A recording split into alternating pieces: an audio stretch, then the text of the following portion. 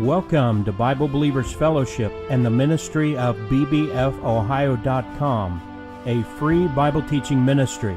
I am Pastor Greg Miller, and all of our video and audio messages can be found at bbfohio.com and can be heard on our 24-hour internet radio station at bbfohioradio.com, where we invite you to visit and learn the King James Bible with us. Man, very good.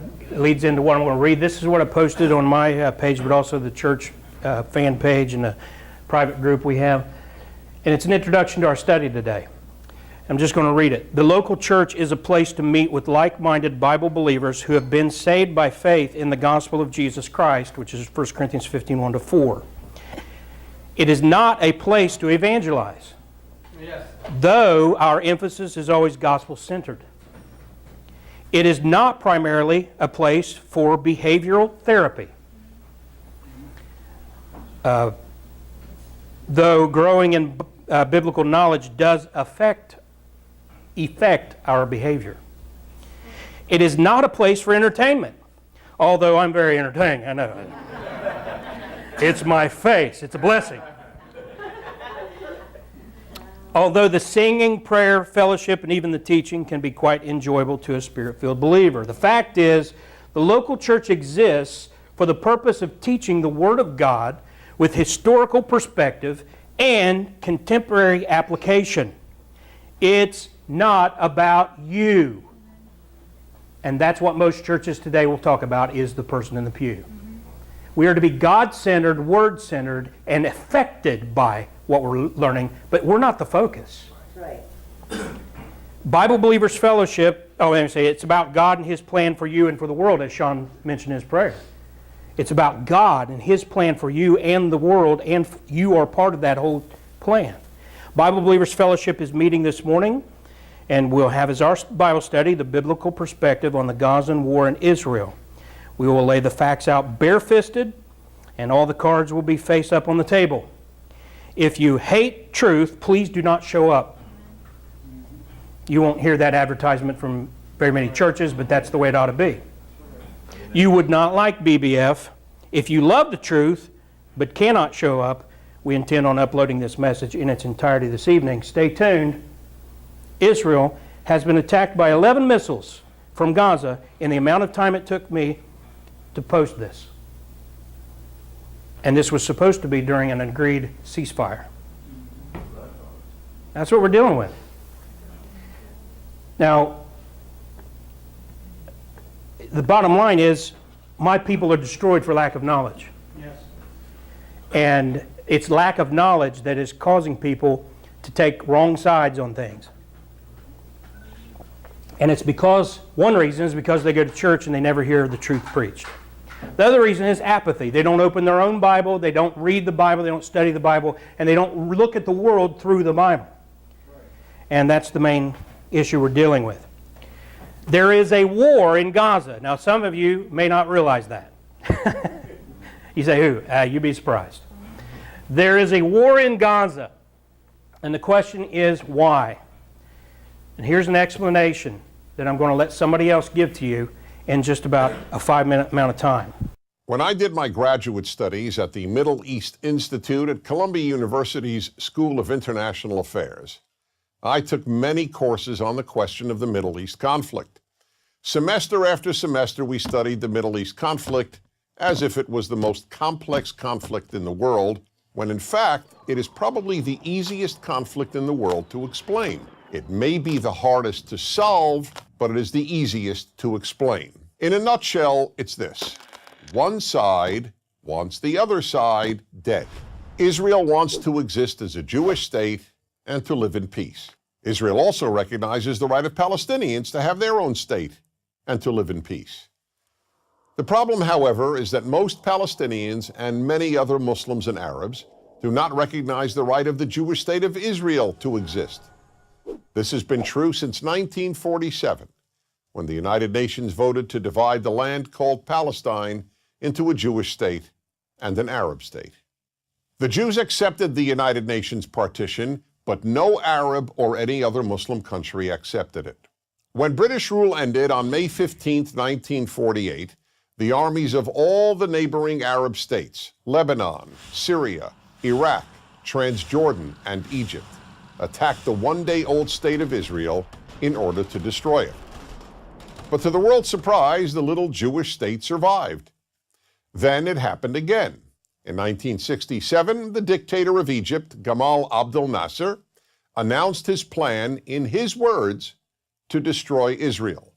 He placed Egyptian troops on Israel's border, and armies of surrounding Arab countries were also mobilized to attack. However, Israel preemptively attacked Egypt and Syria.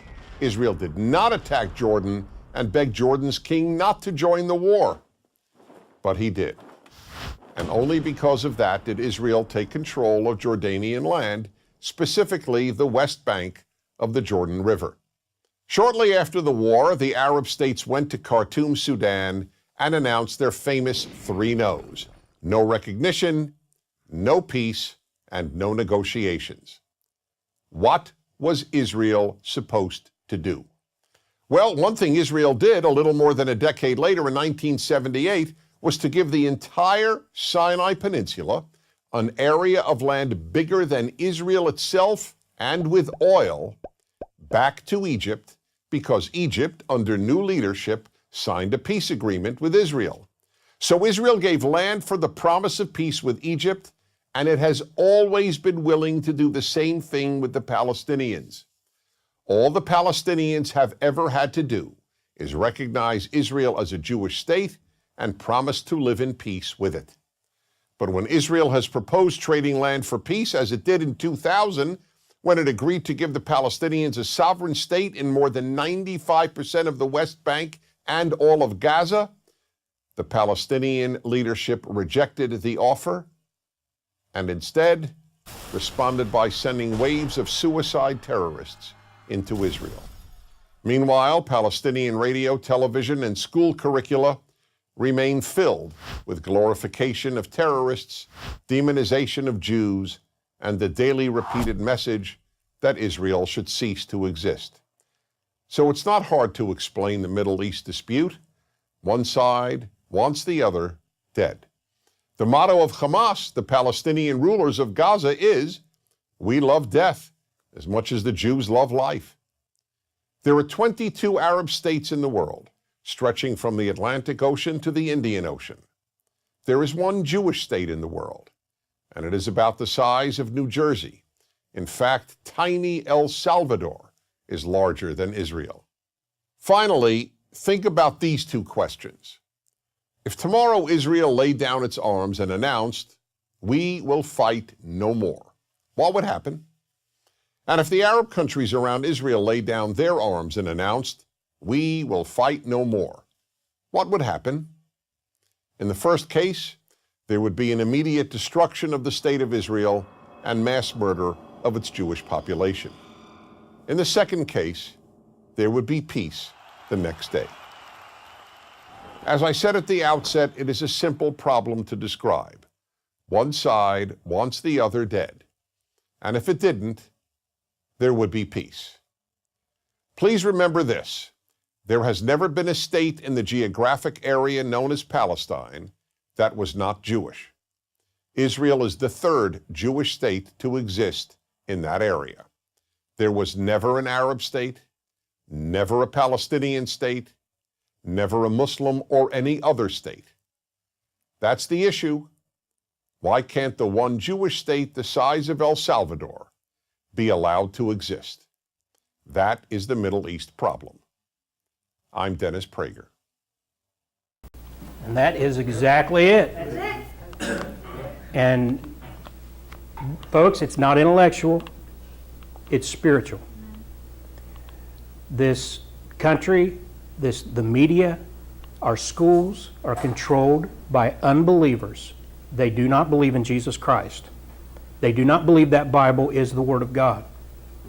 And because of that, they don't even understand their hatred for the Jews. It's not intellectual. Now, the current conflict that's on the television screens today was started by Hamas. In 17 days, over 2,350 rockets were fired by Palestinian terrorists into Gaza. 2,000 350 missiles attempting to kill civilians. And there's idiots here in America who say that Israel shouldn't be responding to that. Really? Yeah. It's because they're under the influence of the devil. It's not intellectual. This is my statement. I'm quoting myself. Any honest, red-blooded American worth anything will admit that if this were to happen to the U.S., we would demand an even greater response to Hamas than what we've seen from Israel. 2,000 missiles coming at Columbus, Ohio, you would be demanding their destruction.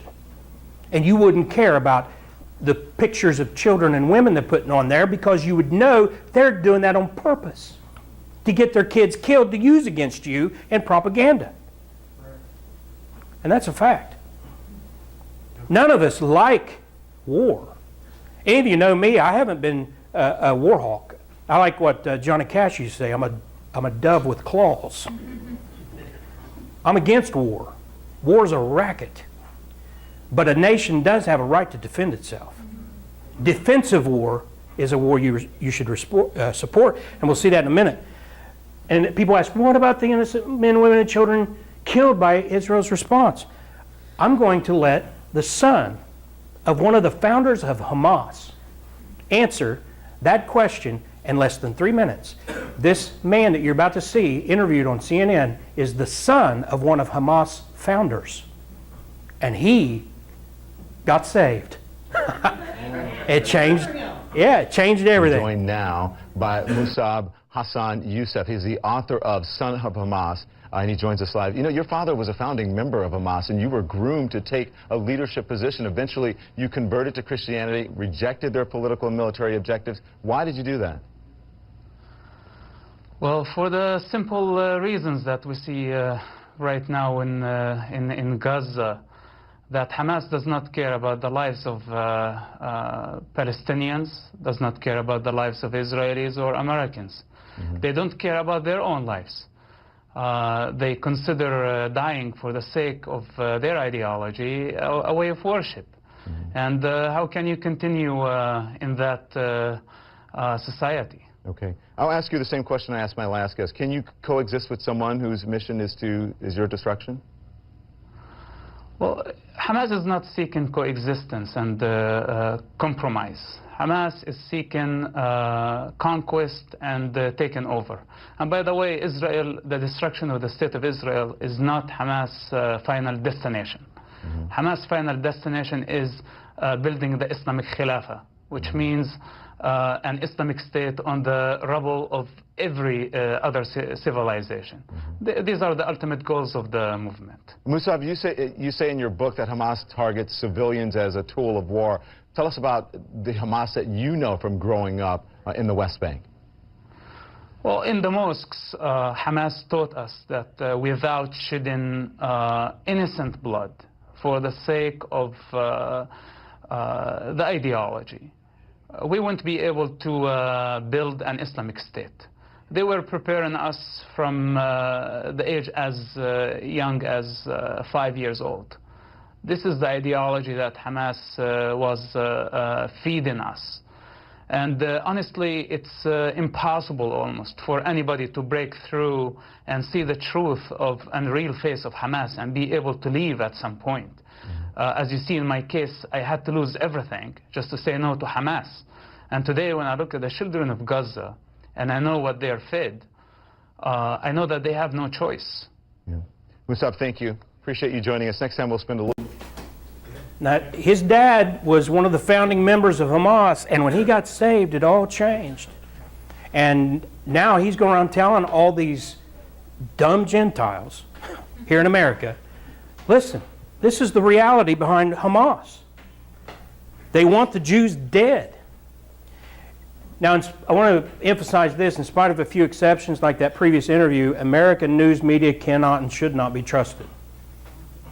It's just a fact. And if any of you have listened for a while or attended here for a while, you've seen example after example that the The majority of those in the news media are what you might call nominal Roman Catholic. That means they probably don't even go to Mass, but they identify themselves with the Roman Catholic Church. Well, they have a tendency against the Jews and for the Muslims. And it's been that way forever. And that's just the reality of it. This, I believe, this came to mind, Psalm 73:8, when it comes to our media. Read that with me. They are corrupt and speak wickedly concerning oppression. They speak loftily. Think about that. Their excuse for being against the Jews' defense of themselves is they accuse the Jews of oppression. They speak loftily. It means that they're not telling you the truth. And that's the reality that our media is today. Here's an example. This is what's going on. Hamas attacks Israel, and then Hamas attacks Israel, and then Hamas attacks Israel. Israel defends itself. In the news today, Israel attacked Gaza. Hamas rockets by the thousands and very little news about it. I went around at work, where I work, and I went around to folks that I know, and I would mention it. I'd ask, did you see what's going on in Israel? No, what's going on? They're not stupid. The reason they didn't know is because the news media wasn't covering it. People didn't know what's going on. Mass media in America condemns Israel while ignoring Hamas rockets and their use of human shields. Look at the little babies in this room. Look at the little kids. They purposely hide rockets in their schools. Yep. So that when Israel attacks that, kids will be killed. They do it on purpose. They purposely, when Israel has dropped leaflets by the tens of thousands saying, get out of this town, go outside of town. And the news media say, where are they going to go? Outside of town. It'll be over in a couple of hours. They can come back. Sadly, some of them will have to come back to a home that's been blown up, but it's because Hamas uses their homes as shields. It's immoral. It's satanic. And that's what's going on. This is how Hamas fights. They send over a death to Israel missile, and they use the kid as a shield. That's exactly what's going on in Israel right now. In this clip, we're going to show you an animated illustration of how this works in less than 3 minutes. It's a little cartoon. And I'm telling you that kids have more sense than most adults these days. They could watch this cartoon and tell you clearly who's right and who's wrong. Most adults these days, they can't even tell you that. Let's watch this.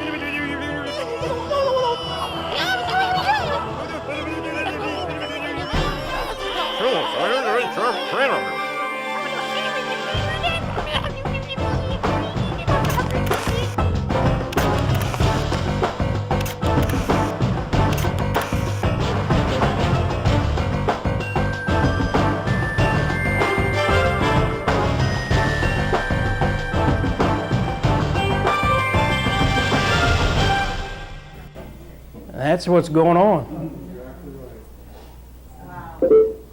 Sometimes you just have to defend yourself. Now, you can go back and Google the news reports and you can see this whole thing unfold just exactly like you saw it in that little cartoon. So the question is, do Christians support war? The answer is yes, whenever it is a defensive war. And if you don't support defensive war, you got a problem with God. The psalmist said, I am for peace, but when I speak, they are for war. It's just a fact. Israel has bent over backwards, and if all Hamas has to do is not attack, not send missiles, not kidnap soldiers, not kill their teenagers, everybody seems to have forgotten about that, there would be no war. Israel constantly comes to the table for peace. Now I want to throw this in free of charge. This is all setting them up. They can't get peace no matter what they do. They're going to be so desperate that when the Antichrist shows up, they'll buy it. Because they're tired of fighting. That's right. And they're tired of trying everything under the sun for peace and it blowing up in their face. So all this is playing into the big plan. And here's what's going on at the peace table. There's Kerry in the middle. He says, What? Could you at least meet him halfway? And his demand is that all Jews are dead. How do you meet halfway with somebody whose demand is that all of your race is killed? It's impossible.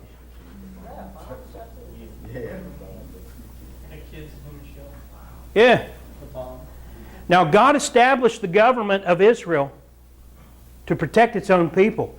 Now, there's a lot of, I want to use the word idiot a few times this morning because there's a bunch of idiots in America, and a lot of them are preachers.